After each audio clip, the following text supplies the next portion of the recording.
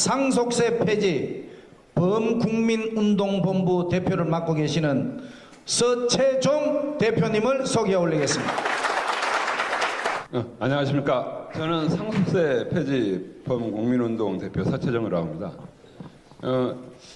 이제 처음에 이걸 준비했을 때는 좀 그 대상을 좀 젊은 친구들을 대상으로 이렇게 자료를 작성했었는데 그 어르신들이 많아가지고 그렇게 딱딱하게 안 하고 그냥 이렇게 가볍게 그 여러분들이 상속세 문제에 대해서 한번 생각해 볼 수 있도록 그렇게 하겠습니다.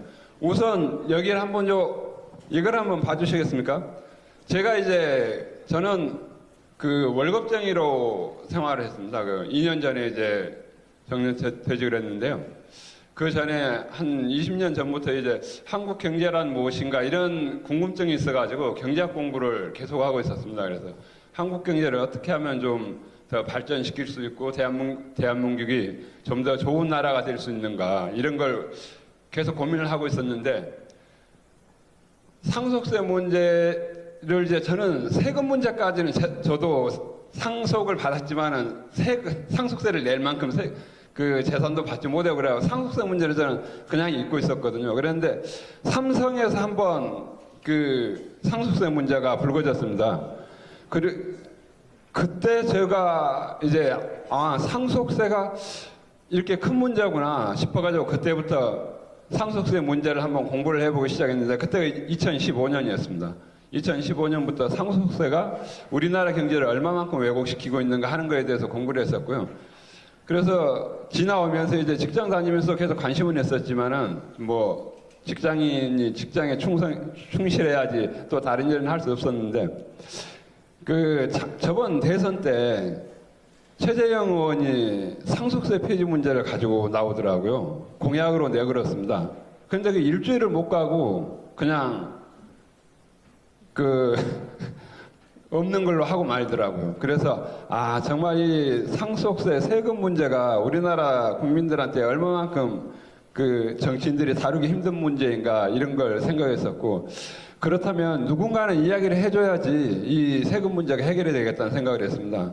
아까 이제 그 회장님도 오셨지만 기업하신 분들이 상속세를 없애달라는 이야기를 잘 못할 거예요. 왜냐하면 기업인들을 보면 우리나라 사람들이 그러지 않습니까? 있는 놈들이 더해. 그 돈 좀 세금 좀 더 내면 됐지 뭐 그 세금 안 내려고 상속세 없애달래 이렇게 이야기할 거라고요. 뻔하니. 그리고 또 정치인들은 표를 생각하니까 말을 못하는 거예요. 상속세를 폐지하자는 그래서 아까 최재형 의원 이야기했지만은 최재형 의원이 그 이야기를 해가지고 일주일에 못 가서 그냥 그 공약을 내려버리는 걸 보고 정치인들이 이걸 또 주장할 수는 없겠구나 이런 생각을 했습니다. 그러면 누군가는 이걸 해야 될 것 같은데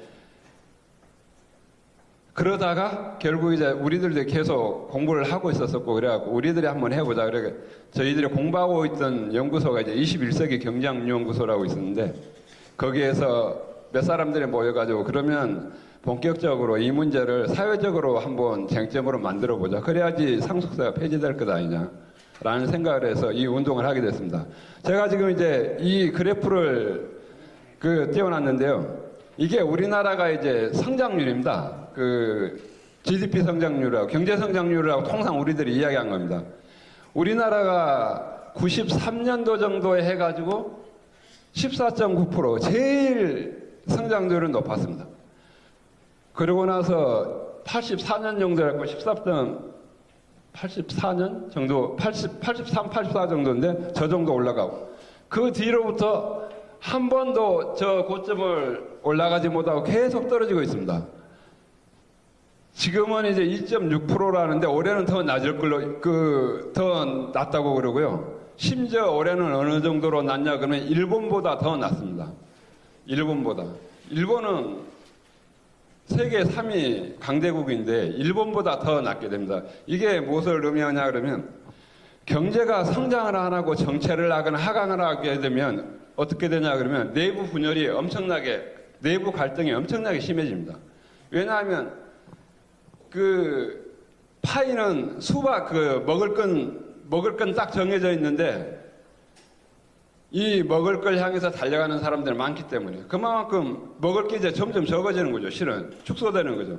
먹을 게 나눌 것이 적어지기 때문에 더욱더 경쟁이 치열해질 수밖에 없고 그 갈등도 굉장히 높을 수밖에 없습니다. 한 사회가 갈등이 있다 손치더라도 그래도 원만하게 굴러가기 위해서는 경제라는 건 반드시 성장을 해야 됩니다. 그 정체되어 있거나 하강을 하게 되면 그 사회는 오래 갈 수가 없습니다. 어느 사회든지 마찬가지로.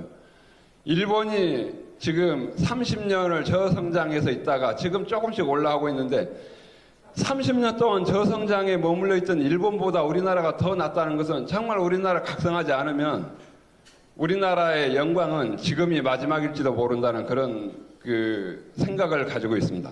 이제 여기 불 켜주십시오. 아까 이야기했듯이 저희들이 이제 상속세 폐지 운동을 왜 하게 됐냐 그러면 이런 생각 때문이었습니다. 여기서 한국 경제를 다시 성장으로 올리지 못하면 우리나라는 앞으로 더욱더 힘든 나라가 된다. 그러니까 여러분들이 정말 우리 선배님들이 고생해갖고 이렇게 놓은 이 나라 아닙니까? 이런 나라가 선배님들이 살아계실 때 다시 저 밑으로 내려간다. 그걸 볼 수 있겠습니까? 저는 그래서는 안 된다고 생각합니다. 정말 열심히 노력해가지고 정말 피땀 흘려서 만들어 놓은 이 대한민국인데 다시 우리 후손들한테는 더 나은 나라를 만들어 줘야 되지 않겠습니까? 그런데 이제 저는 그 우리나라 경제를 다시 살리고 우리나라가 다시 살기 좋은 나라로 만들기 위해서 가장 먼저 해야 될 것이 상속세 폐지라고 생각합니다. 자, 상속세를 세금을 한 세 가지 측면에서 부작용을 나눠볼 수 있어요. 우선은 이제 경제적인 측면에서 이게 우리나라 경제에 심각한 영향을 준다. 이걸 느낄 수 있고요. 또 하나는 국가와 국민이라는 관계에서 한번 이걸 논해볼 수 있고 또 하나 다른 차원은 가족이라는 인간의 본성이라는 차원에서 한번 이 상속세 문제를 검토해 볼 수 있다고 생각합니다. 먼저 이제 경제적인 차원에서 이야기한다 그러면 현재 우리나라 상속세는 세계에서 제일 높습니다.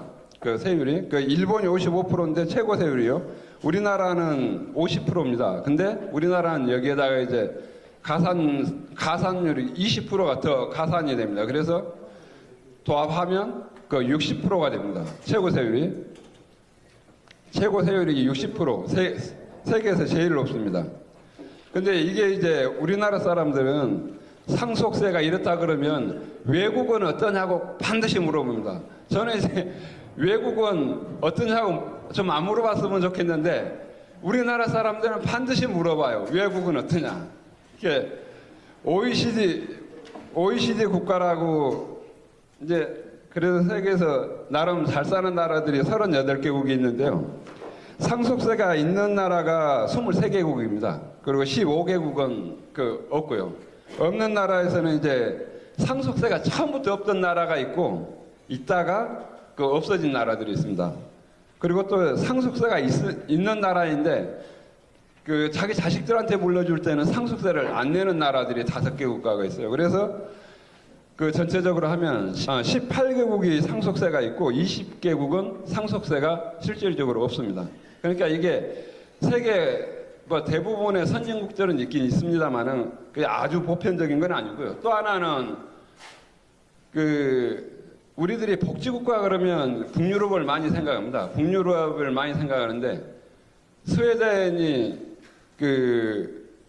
2005년도에 이 상속세를 폐지를 시켰습니다. 그리고 노르웨이는 14년도에 폐지를 시키고요. 이렇듯 또 이번에 지금 이제 영국에서 다음 총선 때 지금의 이제 집권 여당인데 여당에서 상속세 폐지를 공약으로 내걸겠다는 그런 이야기도 있습니다. 그만큼 이 상속세 문제가 각국의 관심 사항이 되고 있습니다. 아까 그러면 이제 경제적으로 어느 정도 피해가 있는가 하는 것에 대해서 한번 말씀드려보겠습니다.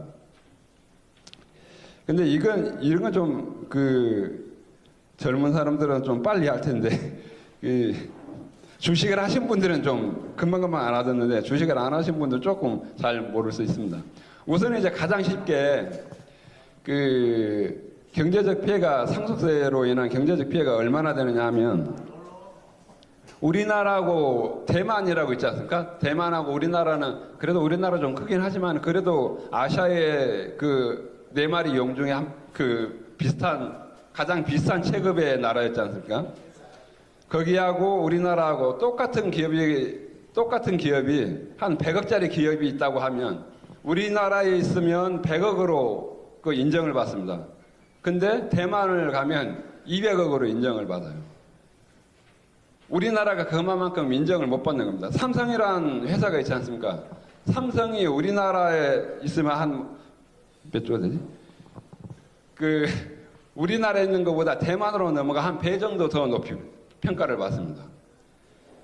이걸 전체적으로 이제 우리나라 전체 시장을 비교를 하면 대만에 비해서 우리나라 기업들 평가받는 게 2,474조 정도가 낮게 평가되고 있습니다. 거의 배 정도 낮게 평가되고 있어요. 그러면 2,400조면 어느 정도냐 그러면 우리나라 1년 총 생산이 2,100조거든요. 2,100조니까 1년에 우리나라 국민들이 열심히 일해서 번 돈보다 더 많은 돈을 손해를 보고 있는 겁니다.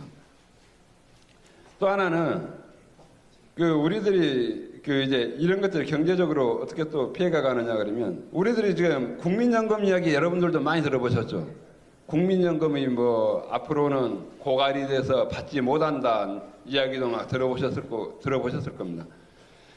그 국민연금도 우리나라에다 투자를 하거든요. 국민연금이 그 많은 돈을 받아가지고 지금 거의 1,000조 가까이 있습니다. 국민연금이 1,000조 되는데 거의 이제 1,000조 가까이 되는데 1,000조 되는 돈을 가만 은행에 넣어놓고 있지는 않을 거 아닙니까? 투자를 합니다. 우리나라 주식시장에도 투자를 합니다. 근데 옛날에는 우리나라 주식시장에 투자했던 것들이 상당히 높았어요. 근데 지금은 14% 정도 내외, 그 1,000조에서 140조 정도만 우리나라 주식시장에 투자하고 나머지는 채권시장이나 아니면 해외에다 투자를 하고 있습니다. 왜 우리나라에 그렇게 조금밖에 투자를 안 하느냐 그러면 우리나라 주식시장의 수익률이 낮기 때문에 그렇거든요.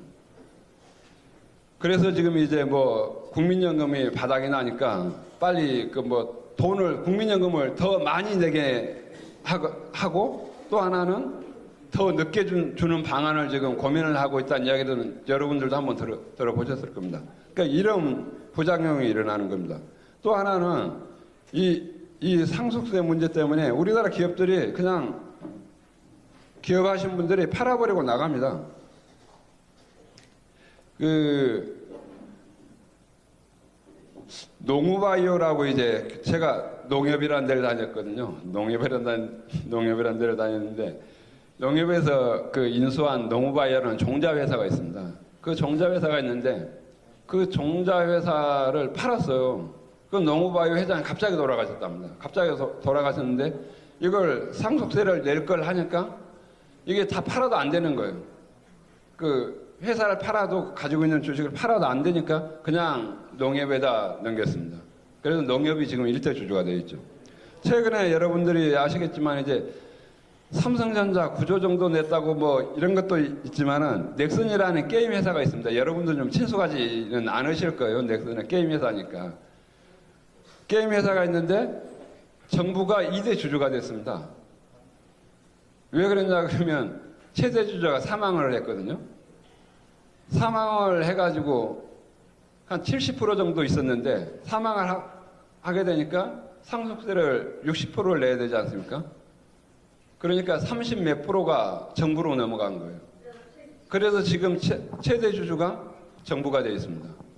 만약에 이 회사에 지금 이제 최대 그 회장이 돌아가신 회장님의 사모님이 지금 최대 주주로 되어 있는데 이분이 만약에 이제 그 돌아가신다 그러면 그 회사는 누가 주인이 됩니까?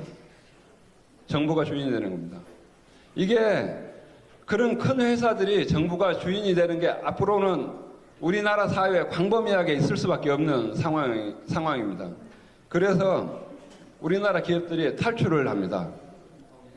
이런 예가 있었어요. 그 락앤락이라고 가정주부들은 좀 아실 텐데 밀폐 용기를 생산하는 그 회사가 있었습니다. 그 회사가 운영을 하다가 팔아버렸습니다. 어디에? 그 홍콩에 있는 사모펀드에 팔았다 하는데 그 주인은 중국이라고 생각하고 있습니다. 중국 사람한테 넘어갔습니다. 그 회사가. 그 상속세 낼 걸 생각하니까 도저히 이걸 유지를 못 하겠는 거예요. 이 회장님 생각. 근데 본인은 절대 상속세 때문에 팔았다고는 이야기 안 합니다. 그럼에도 불구하고 그렇게 추정을 하죠. 그리고 실제 이제 상속세 때문에 무너진 기업들이 있습니다. 37이라고 옛날에 손톱깎이, 여러분들 손톱깎이 하면 777 새겨진 손톱깎이 많이 썼을 겁니다. 그 만드는 회사가 그냥 넘어갔습니다. 그리고 또 그 유니더스라는 이거는 그 젊은 사람들이 잘못하니 콘돔 만드는 회사인데 이 회사도 넘어갔습니다. 그 이렇듯 그리고 또 지금 이제 중소기업 이런 데 매물들이 굉장히 많이 나온답니다. 근데 매물이 나와도 사갈 데가 없는 거예요. 살 사람들이. 왜 중소기업 하신 분들이 이거 다 매물로 내놓겠습니까? 가지고 있으면 나중에 자식 물려줄 때 반 이상을 다 정부에서 가져가 버려요. 키우고 싶은 생각이 들겠습니까? 저라도 안 될 것 같습니다.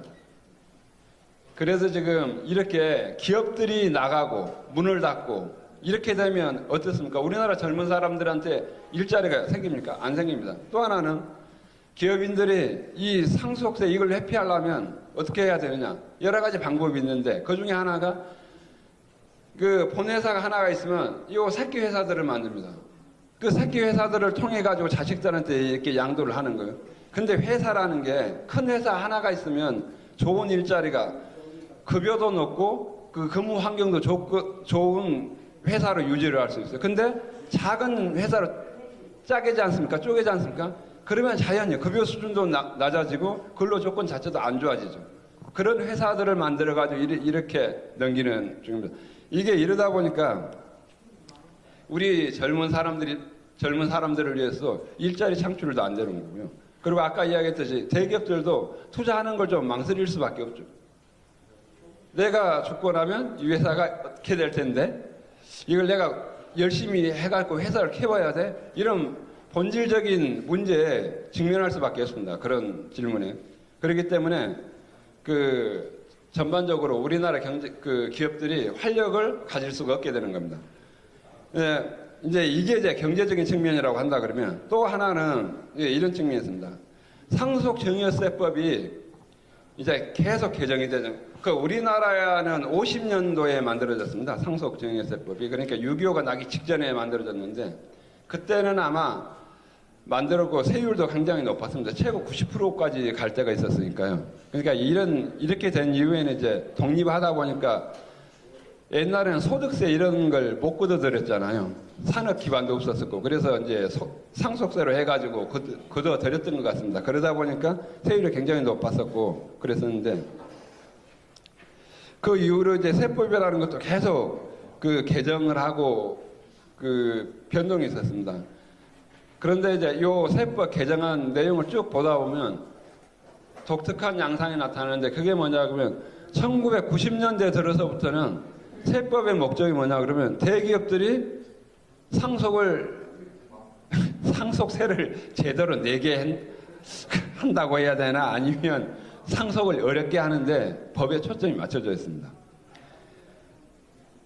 91년도에 만들어진 세법 개정안의 개정 취지에 보면 이런 식의 이야기가 있습니다. 고액 상속 재산에 대한 사후 관리를 강화한다. 이런 조항이 있습니다. 그 뒤로부터 계속 이제 대기업들에 대한 규제를 이 상속세법에 다 담아놨어요. 공익법인을 통한 우회적인 상속 증여를 막는다. 그게 이제 94년도에. 97년, 또 그렇고. 그리고 99년도에는 상속 증여세 합산 기간을 5년에서 10년으로 늘리는 거. 이것도 강화하는 거거든요. 2000년에는 고액 재산가에 대한 세부담이 비상장 주식의 상장 차익도 과세한다. 이런 식으로 우리나라 세법이 개정되면 개정될수록 계속 뭐였냐.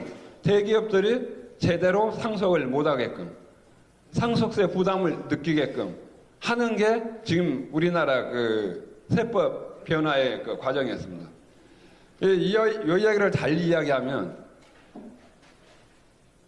그리고 그 상속세를 낸다는 것은 개인들 중에서도, 이건 기업 이야기였지만은 개인들 중에서도 상속세를 낼 정도의 재산을 모았다고 하면 그분은 상당히 그래도 열심히 살았던 분일 겁니다. 그리고 아껴 썼을 거예요. 그런 사람들에게 계속 그 정부가 그 압력을 가하는 겁니다. 그러니까 쉽게 이야기하자면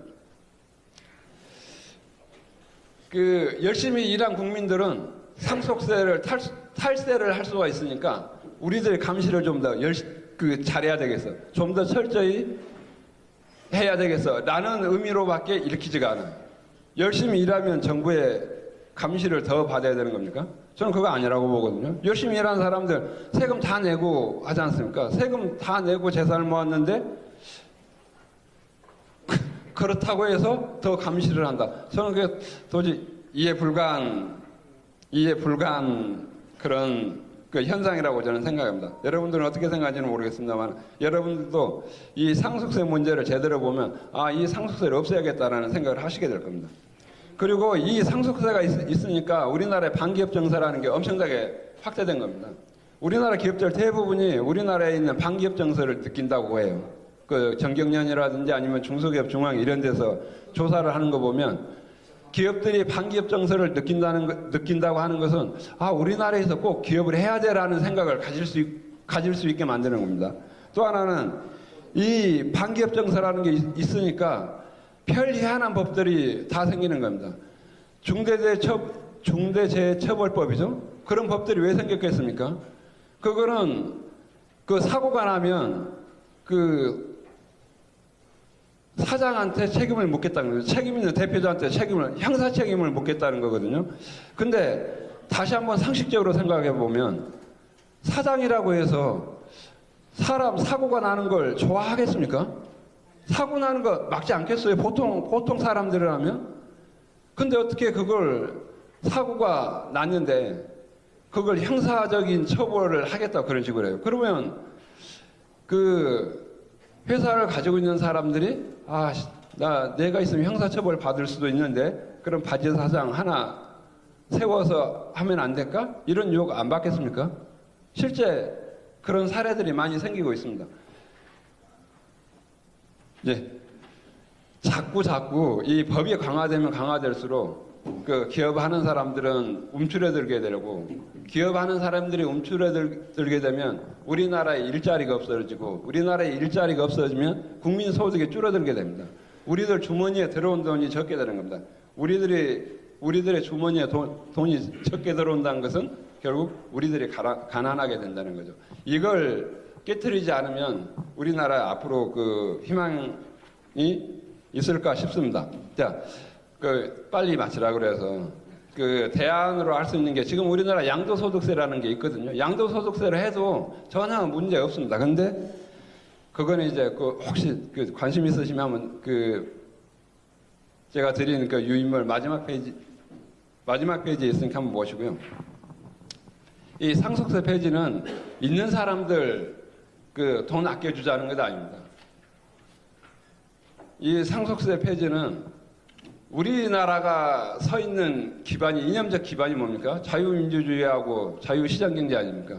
민주주의와 시장경제를 지킬 수 있는 가장 확실한 게 바로 상속세를 없애는 겁니다. 이 운동에 나서면 저도 이제 광화문에 나가서 우리 어르신들이 부르짖는 거 같이 부르짖을 때도 있고 그런데 그 땡볕에 어른들이 나와가지고 부르짖는 건 뭐겠습니까? 이 나라를 잘 보존하고 더 살기 좋은 나라로 만들자는 것 아니겠습니까?